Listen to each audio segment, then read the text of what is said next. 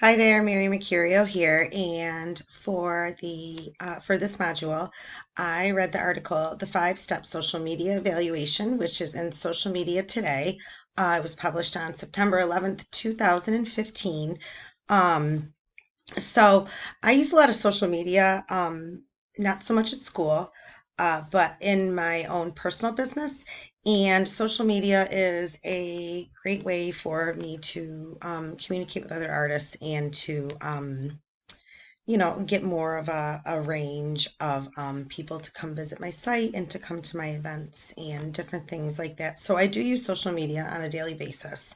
Um, and this article was interesting because first it talked about the five-step social media evaluation. And, it says what social media channels is your business already on? And it listed a couple like Facebook, Twitter, LinkedIn. Being that this was 2015, I think there's been a huge increase in the Instagram platform. That really it was listed down here. Instagram, unfortunately, is more of an app site, so it was hard to pull anything up that would be useful to show on a computer. So I pulled up my Facebook account for this site, and I'll show that in just a second.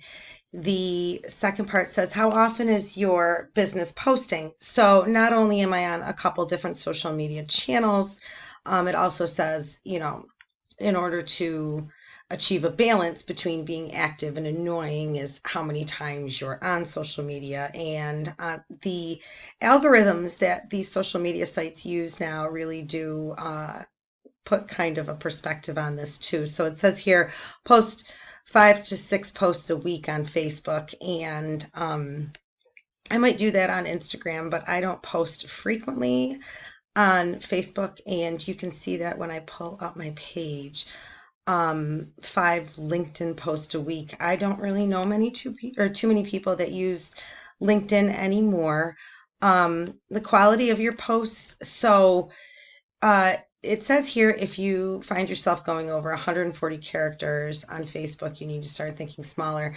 And now they actually do that for you. So they actually just shrink down, and you have to click this more button if you want to add more information to your posts. Uh, Obviously, spelling, grammar, and hashtags are huge, not only in Twitter, but in Instagram. Um, and putting engaging links and different pictures, and it's a really visual way to connect with people. And now I want to show you with engagement. So here is my site, and if you were to go down to insights, and sometimes it takes a second, and I don't use this Facebook site as frequently as I use other social media platforms, but this is the one that kind of gives a great desktop version, excuse me, of an insight page for business related purposes. So you can see from September 26th to October 2nd, my post engagements were up 33%, and it gives a nice little bar graph right here. Follows, it jumped up and then it went back down. So it says here that there's 3 in that week. Videos, it showed, how many views, and so it's got some great information in there to help you kind of hone in on what you're looking for on your social media sites. So it talked about boosting and advertising and getting engagement moving, and that's a great tool to use if you have a business and you need it to fine tune your skills.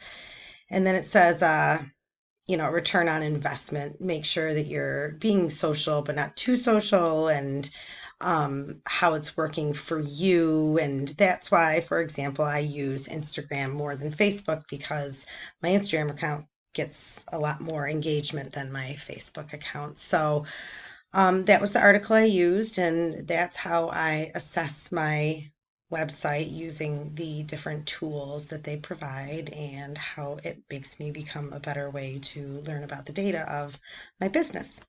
Thank you for watching.